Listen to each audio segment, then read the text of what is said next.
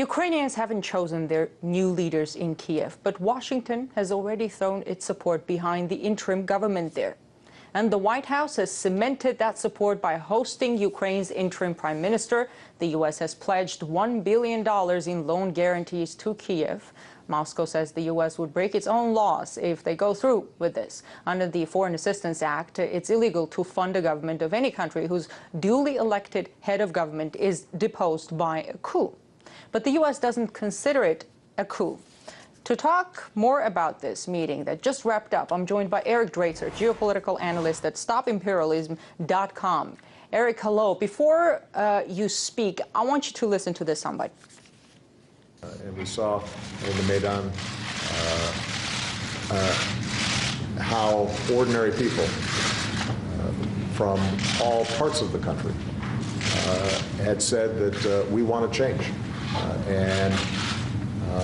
The Prime Minister was part of that process, showed tremendous courage, and upheld the principles of nonviolence throughout the course of events over the last several months.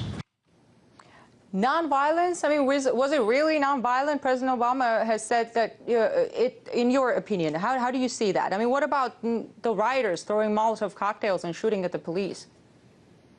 Well, this is all part of the United States' attempt to whitewash what happened and the forces that brought Yatsenyuk and the other coup leaders into power. Moreover, it is an attempt to legitimize what the United States is doing, U.S. policy in terms of recognizing what is undoubtedly an illegal government. And of course, it's interesting that Yatsenyuk comes to Washington and portrays himself as the voice of Ukraine, as the voice of the people of Ukraine, and most importantly, as the legitimate voice of the people of Ukraine, considering that is completely out of keeping with not only international law, but events on the ground. We, of course, know that Yatsenyuk was brought to power by particular forces in the West, such as we saw with the Victoria Nuland phone call and other elements that we have seen, brought into power on the wave of an illegal putsch. And now, coming to Washington, Obama and his advisors are attempting to legitimize that putsch and try to whitewash the fact that it is clearly illegal. Of course, Putin and the Russian government are not accepting this, and this is really the heart of the matter.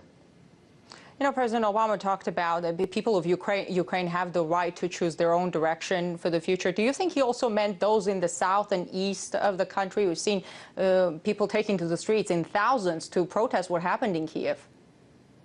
Certainly not. What Obama means when he says the people of Ukraine, it's a euphemism for U.S. foreign policy. U.S. foreign policy dictates whatever the people of Ukraine or any other country might believe. This is what we've seen with so-called the people of Libya, the people of Syria, the people of Yemen, the people of Somalia, the people of Pakistan, and we could go on and on and on. Every time the United States government refers to the people, what they really mean is their people, their chosen interests, their political puppets, and so forth, and Yatsenyuk is really a representative of that. When he talks about the people, I wonder if he's referring also to the Nazis who have seized power, the right sector and Yarosh and Parubi and all of the rest of the individuals who have seized power by force and illegally. Are they part of the so-called people? This would be the question that if I had an opportunity, I would ask President Obama. Eric, I want to ask you about, we've heard a lot about financial aid that is coming to Ukraine, financial agreements and so far. What military help can Kiev now expect from the U.S.?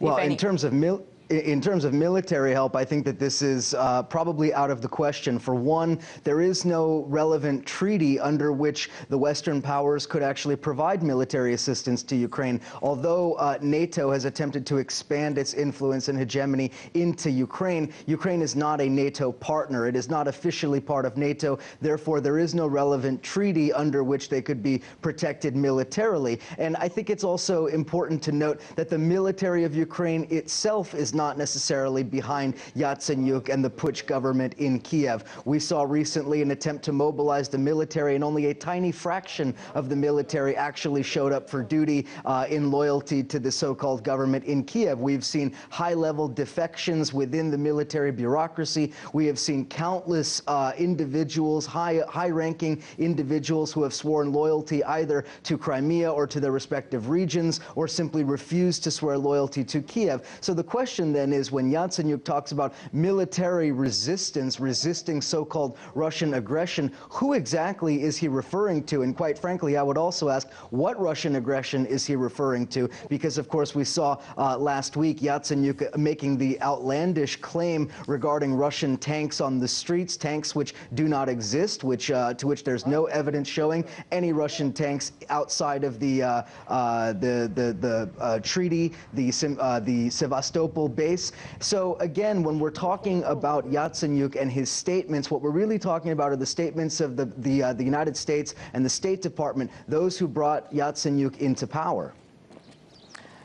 Eric, I don't know if you agree with me, we're going to see a battle of two principles in international law, if you will, one of self-determination and another one of state sovereignty. What do you think is going to happen over Crimea?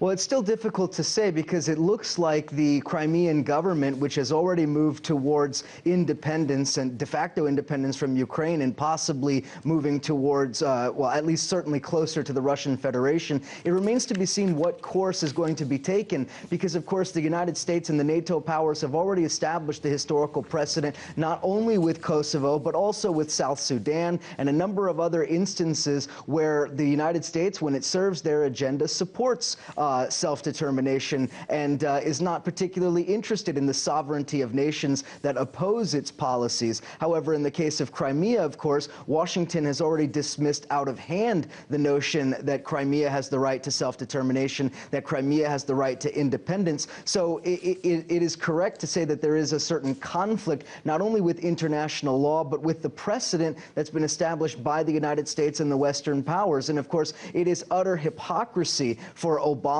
and Washington to deny the right of Crimean people to determine their own future, while having vociferously argued in favor of the right of Kosovo Albanians to determine their future, of the people of South Sudan to determine their future. Again, this comes back to the question of, is the United States truly interested in democracy, or does the United States only use democracy as a convenient pretext to further its geopolitical agenda? Certainly, I would argue the latter. That was Eric Draitz, a geopolitical analyst at StopImperialism.com.